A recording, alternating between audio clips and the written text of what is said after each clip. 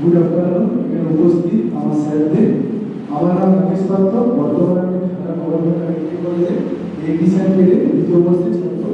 তো আমরা যে প্রজেক্টটি তৈরি করেছি রেলওয়ে লাইন কোয়ালিফিকেশন সিস্টেম, এই প্রজেক্টটি কীভাবে কাজ করেছে সেটি আমরা আপনাদের সামনে তুলে ধরছি।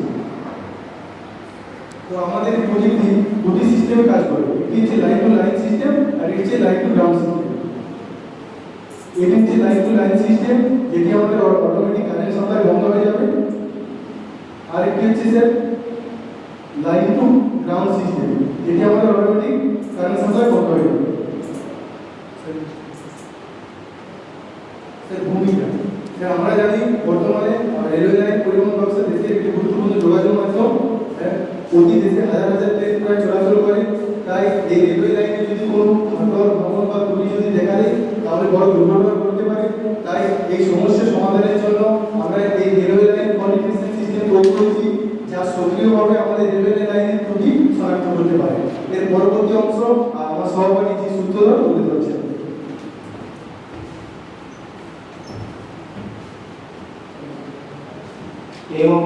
এই প্রজেক্টটি লক্ষ্য হল বৈদ্যুতিক ট্রান্সমিশন লাইনের নীতির উপর ভিত্তি করে transmission line railway line qualification প্রজেক্টটি তৈরি করা। এই সিস্টেমের মাধ্যমে আমরা ওপেন সার্কিট, শর্ট সার্কিট এবং ত্রুটি শনাক্ত করা যাবে। এই প্রজেক্ট ম্যানুয়াল পরিদর্শন কমাতে সাহায্য করবে, সঠিক সময় এবং রেলওয়ের নিরাপত্তা ও নির্ভরযোগ্যতা বাড়াবে। এখানে আমরা তিন রকমের ফল্ট দেখিয়েছি: line to line fault, line to ground fault এবং হিট টেম্পারেচার ফল্ট। এই পরবর্তী অংশ আমরা সবাই সাবধানে তুলে ধরছি। হার্ডওয়্যার স্পেসিফিকেশন, আমাদের প্রজেক্টে যে কম্পোনেন্ট ব্যবহার করা হয়েছে, fire sensor module, ACC converter, relay, LED bulb, wire, jumper wire. Circuit diagram, আমাদের প্রজেক্টে সার্কিট ডায়াগ্রাম আমি ওয়ার্কিং প্রিন্সিপালের মাধ্যমে তুলে ধরছি। ওয়ার্কিং প্রিন্সিপাল কার্যনীতি, আমাদের প্রকল্পটি ডিসি ভোল্টেজ ড্রপ এর উপর কাজ করে। রেলওয়ে ট্র্যাকটি এমন একটি সিরিজ রেজিস্টার নেটওয়ার্ক দ্বারা নিয়ন্ত্রিত এবং এক্স পাশে ডিসি সাপ্লাই প্রয়োগ করা হয়। স্বাভাবিক অবস্থায় ভোল্টেজ ড্রপ লাইনের সমানুপাতিক হয়।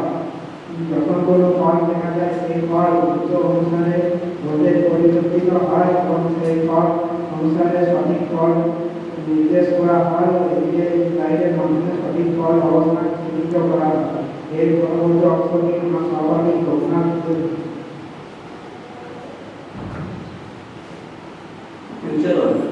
এই প্রজেক্টে আমরা তৈরি করছি, সেটিকে আমরা খুব বড় বড় করে করতে চাই এবং সেটিকে আমরা খুব বড় ডেটাইনের উপরে তৈরি করতে চাই এবং এটিকে স্যার আমরা এমন একটি তৈরি করতে চাই, এটিকে স্যার আমরা তৈরি করতে চাই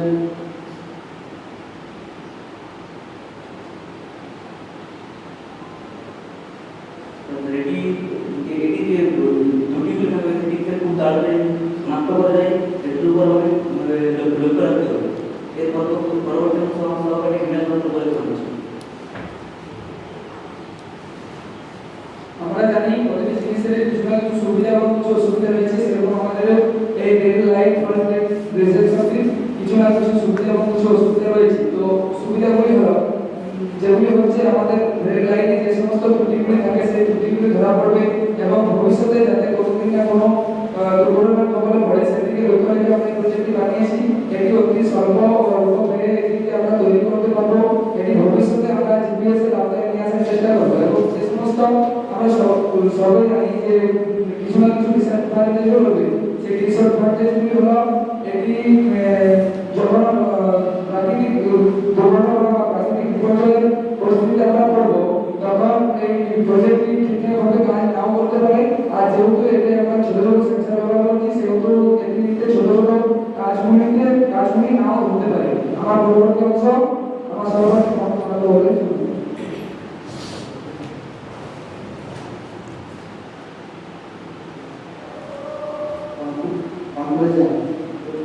এই প্রকল্পের ট্রান্সমিশন লাইনের বিদ্যুৎ সরবরাহ নীতির উপর ভিত্তি করে একটি রেলওয়ে লাইনের বিদ্যুৎ সরবরাহ ব্যবস্থা সফলভাবে প্রদর্শন করেছে।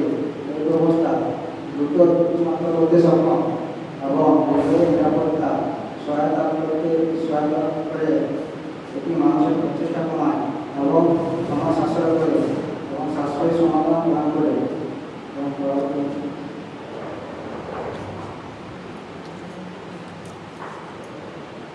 এখানে উপস্থিত আমার স্যারদের এবং আমার সহপাঠীদের অসংখ্য ধন্যবাদ।